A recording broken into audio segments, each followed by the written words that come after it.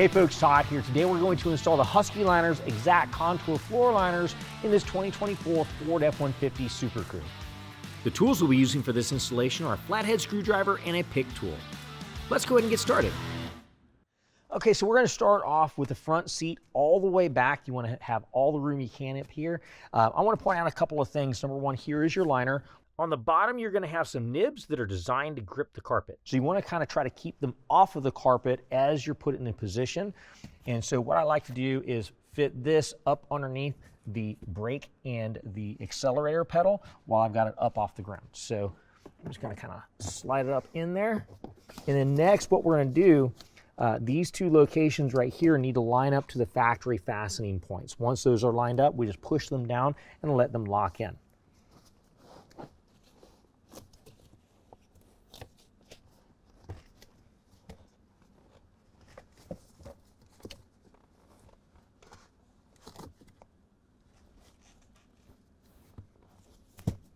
And get it fit into place. Next, we can go ahead and work on the passenger side.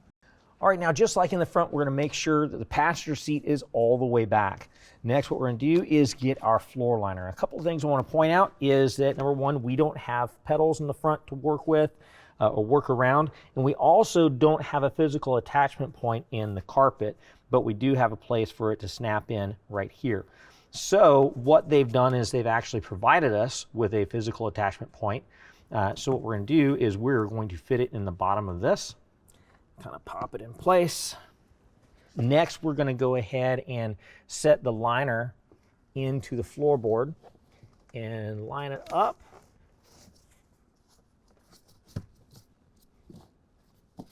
And once we're happy with where it is fitting,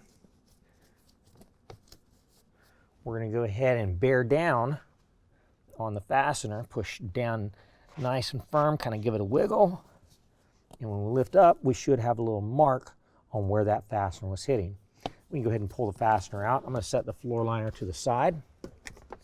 Now we're going to use a flathead screwdriver, and we're going to twist that right into place in the location where we've got the depression. Let me kind of push down to try to get it started. All right, now if you're having trouble with this making a hole through the back end of the carpet, if it's nice and firm, you can take a pick tool, just kind of push a hole through, and then kind of ream that out a little bit. And that should allow you to get that started.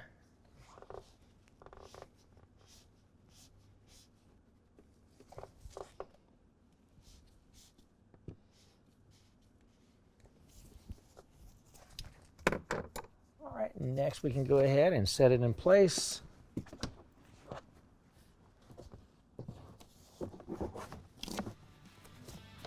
Line up with a fastener and bear down. Well, it's just that simple, and that concludes the installation.